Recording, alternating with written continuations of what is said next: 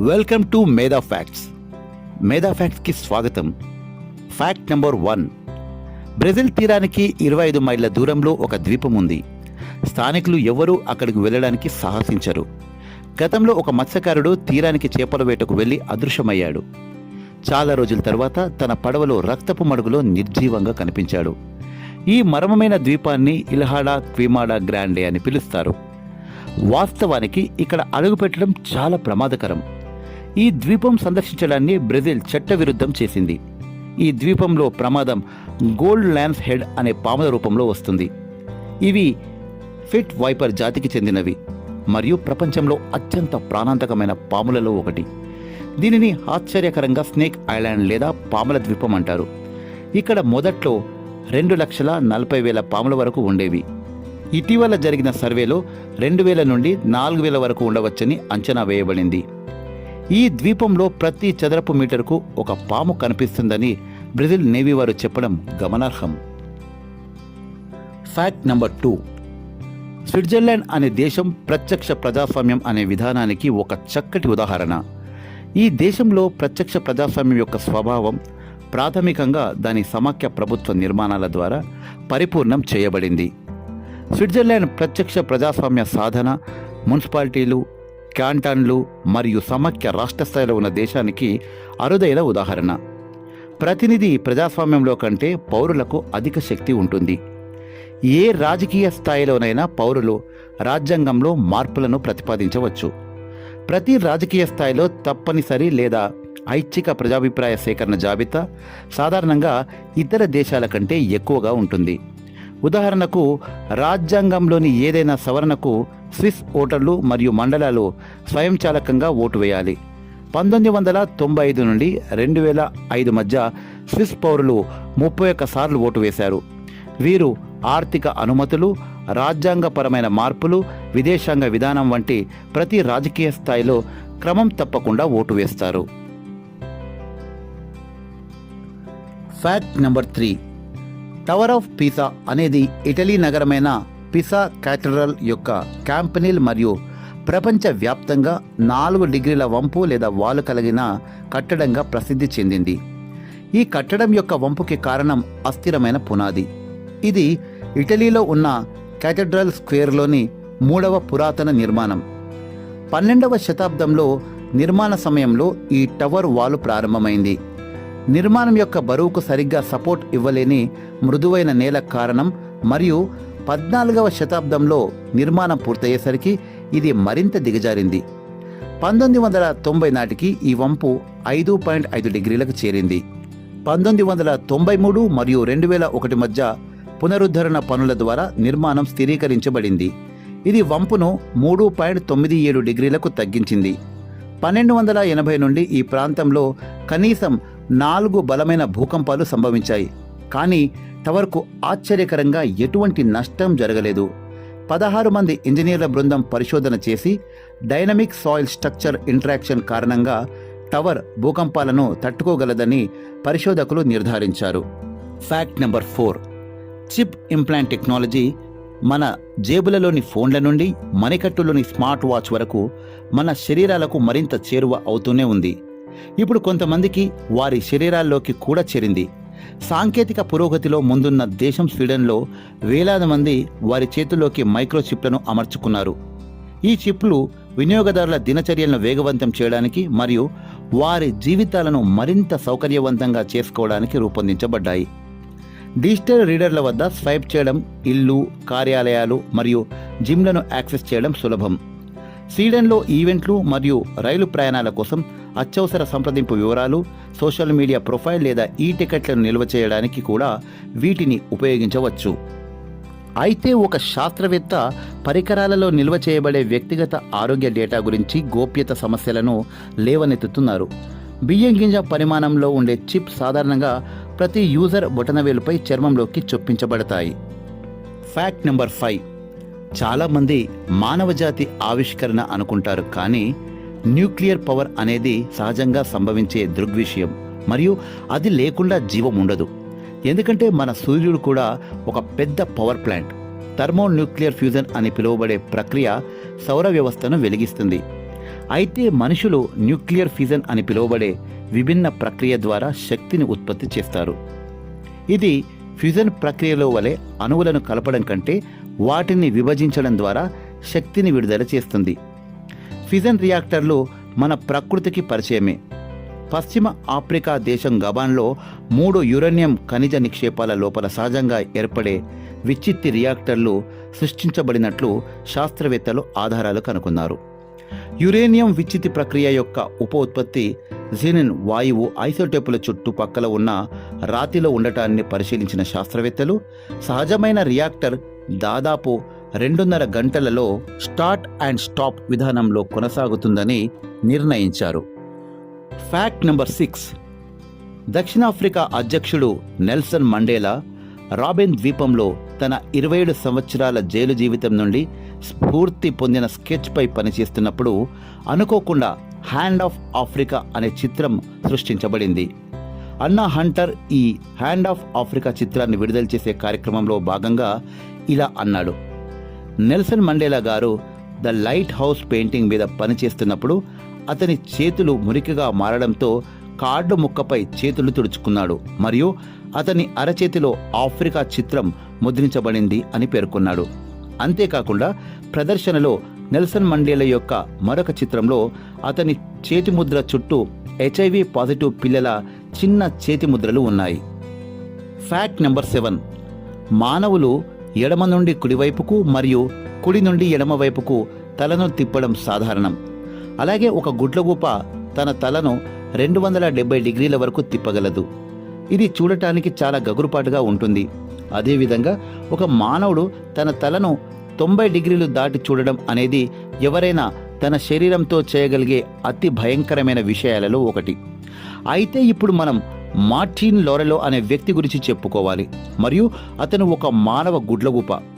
అతను అలా ఎందుకు పిలువబడ్డాడు అంటే అతను తన తలను భుజంపై 120 డిగ్రీల వరకు తిప్పగలడు. అతని శరీరాన్ని ముందు వైపు ఉంచి తన వెనుక వైపు చూడగలడు. మార్టిన్ లోరెలో తన తలను అలా తిప్పడాన్ని బయోలాజికల్ రేరిటీ అని పరిగణిస్తారు. Fact number 8. ప్రపంచవ్యాప్తంగా అనేక సంస్కృతులు ఉన్నాయి మరియు అవి తమ స్వంత క్యాలెండర్లను కలిగి ఉన్నాయి. ఇవి పాశ్చాత్య గ్రెగోరియన్ క్యాలెండర్తో సమానంగా ఉండవు. అయినప్పటికీ వారు సంవత్సరానికి 12 నెలల సమయాన్ని పాటిస్తారు. ఒక ఇథియోపియన్ క్యాలెండర్ 13 నెలలను కలిగి ఉంటుంది మరియు గ్రెగోరియన్ క్యాలెండర్ కంటే 7 సంవత్సరాలు వెనుకబడి ఉంది. వాస్తవానికి ఇథియోపియన్లు కొత్త సహస్రాబ్దిని సెప్టెంబర్ 11, 2007న జరుపుకున్నారు.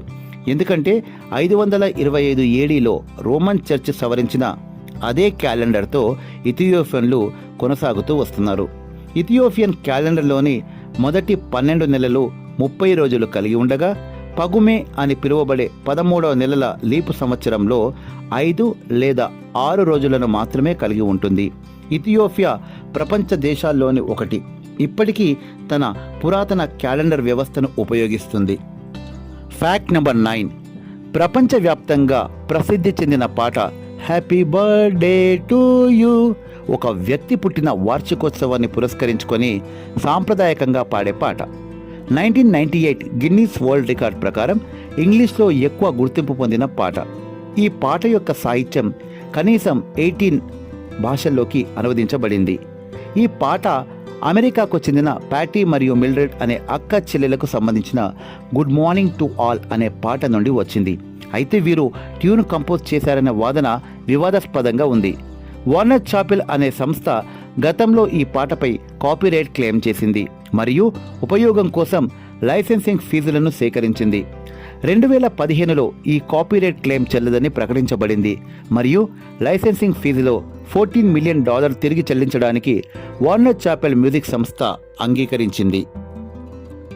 Fact number 10. సుమారు విశ్వం యొక్క ద్రవ్యరాశి శాస్త్రవేత్తలు నేరుగా గమనించలేని పదార్థంతో రూపొందించబడింది. డార్క్ మ్యాటర్ అని పిలువబడే ఈ పదార్థం కాంతి లేదా శక్తిని విడుదల చేయదు. 1920 నుండి ఖగోళ శాస్త్రవేత్తలు విశ్వంలో కంటితో చూస్తున్న దానికంటే కంటికి కనబడని పదార్థాలు ఎక్కువగా ఉన్నాయని భావించారు. డార్క్ మ్యాటర్కి ప్రత్యక్ష సాక్ష్యాలు కనుగొనబడనప్పటికీ ఇటీవలి సంవత్సరాలలో బలమైన ఆధారాలను శాస్త్రవేత్తలు కనుగొన్నారు. నక్షత్రాల కదలికలు డార్క్ మ్యాటర్ యొక్క ఉనికిని తెలియజేస్తున్నాయని ఎల్ యూనివర్సిటీ పరిశోధకుడు పీటర్ వ్యాన్ డాక్యూమ్ ఒక ప్రకటనలో తెలిపారు. పూర్తిగా చీకటి పదార్థంతో కూడి ఉన్న గెలాక్సీ డ్రాగన్ ఫ్లై 44ను గుర్తించిన బృందానికి పీటర్ వ్యాన్ డాక్యూమ్ నాయకత్వం వహించారు. Fact number 11. ఏ క్రిక్డ్ ఫారెస్ట్ అనేది పోలాండ్లోని పొమేరేనియాలో గ్రిఫినో పట్టణానికి సమీపంలో ఉన్న 400 వింత ఆకారపు పైన్ చెట్లు ఉన్న ప్రదేశం మరియు ఇవి 1930లో నాటబడ్డాయి. భూమి నుండి ఈ చెట్లు 90 డిగ్రీల పదునైన వంపుతో పెరిగాయి. ఈ వంపు 3 నుండి 9 అడుగుల వరకు ఉన్నప్పటికీ 50 అడుగుల ఎత్తు వరకు పెరిగాయి. ఈ రహస్యంపై చాలా సిద్ధాంతాలు ఉన్నాయి. అయినప్పటికీ దేనికి కూడా సరైన ఆధారాలు లేవు. ఈ ప్రాంతంలో ఒక ప్రత్యేకమైన గురుత్వాకర్షణ శక్తి చెట్లు ఉత్తరం వైపు పెరగడానికి కారణమైందని కొందరు ఊహించారు. అత్యంత విస్తృతంగా మరియు ఎక్కువగా వివరించబడిన వాదన ఏమిటంటే 1930లో రైతులు మొక్కలు నాటేటప్పుడు మ్యానిపులేట్ చేసి ఉంటారని వివరించబడింది. అలాగే వీటిని చెక్క బండ్లకు చక్రాలు తయారు చేయడానికి కూడా నాటి ఉంటారని మరొక వాదన ఉంది. Fact number 12. నవంబర్ 25, 1915న ఆల్బర్ట్ ఐన్స్టీన్ తన ప్రసిద్ధ సాపేక్ష సిద్ధాంతాన్ని జర్మనీలోని ప్రషియన్ అకాడమీ ఆఫ్ సైన్స్కు సమర్పించారు. ఈ సందర్భాన్ని పురస్కరించుకొని ప్రపంచవ్యాప్తంగా మ్యూజియంలు మరియు విశ్వవిద్యాలయాలు సంబరాలు జరుపుకుంటాయి. అయితే ఐన్స్టీన్ మరణం తర్వాత వేరే అధ్యాయం బయటపడింది. ఇది ఐన్స్టీన్ చనిపోయిన 8 గంటల తర్వాత జరిగిన సంఘటన. ఏప్రిల్ 18, 1955లో ఐన్స్టీన్ చనిపోయాక Princeton hospital pathologist doctor Thomas క్లాచ్ శవ పరీక్షను నిర్వహించారు మరియు ఎవరూ తన వైపు చూడడం లేదని తెలుసుకొని ఐన్స్టీన్ యొక్క మెదడును దొంగలించాడు. ఐన్స్టీన్ యొక్క మేధాశక్తిని లెక్కించవచ్చో లేదో తెలుసుకోవాలని థామస్ క్లాచ్ హార్వే ఆశించాడు. Fact number 13. శాస్త్రవేత్తలు మానవ శరీరం 2 మెదడులను కలిగి ఉందని చెప్తున్నారు. అందులో ఒకటి మన తలలో ఉన్న మెదడైతే రెండవది అస్పష్టమైన రీతిలో మన కడుపులో ఉంది. ఎంటరిక్ నాడీ వ్యవస్థగా పిలువబడే ఈ రెండవ మెదడు మన జీర్ణ వ్యవస్థలో ఉంది మరియు మన వెన్నుపాము కంటే 100 మిలియన్ న్యూరాన్ కణాలను కలిగి ఉంది. ఇది న్యూరాన్లు, న్యూరో మాడ్యులేటర్లు, న్యూరో ట్రాన్స్మిటర్ల సంక్లిష్ట సర్క్యూటరీ నిర్వహించే స్వతంత్ర డేటా ప్రాసెసింగ్ కేంద్రం. మన మెదడులో ఉండే ప్రతి న్యూరో ట్రాన్స్మిటర్ కూడా ఎటువంటి మినహాయింపు లేకుండా కడుపులో ఉన్న రెండవ మెదడులో ఉంటుంది. 1899లో అనాటమిస్టులు మరియు ఫిజియాలజిస్టులు కుక్కలపై పరిశోధన చేసి జీర్ణ వ్యవస్థ ద్వారా మెదడును పేగులకు అనుసంధానం చేసే నరాలు తెగిపోయిన తర్వాత కూడా నిరంతరాయంగా రెండవ మెదడు పనిచేస్తుందని కనుగొన్నారు. ఈ 2 మెదడులను 1000 నుండి 2000 న్యూరాన్ ఫైబర్లు కలుపుతాయి మరియు కమ్యూనికేట్ చేసుకోవడానికి వీలు కల్పిస్తాయి. ఒక మెదడు బాధపడినప్పుడు రెండవ మెదడు కూడా బాధపడుతుంది. Fact number 14. March 11, 1955 air force B-47 స్ట్రాటోజెట్ విమానం జార్జియాలోని సవానాలో హంటర్ ఎయిర్ ఫోర్స్ బేస్ నుండి యునైటెడ్ కింగ్డమ్లోని స్నో ఫ్లోరీకి సహాయం చేయడానికి బయలుదేరింది. విమానం దక్షిణ క్యారోలినా మీదుగా ప్రయాణిస్తున్నప్పుడు కార్గో బేలో ఉన్న బాంబు లాకింగ్ పిన్తో సమస్యను సూచిస్తూ కాక్పిట్లో లైట్ వెలగడం పైలట్లు గమనించారు.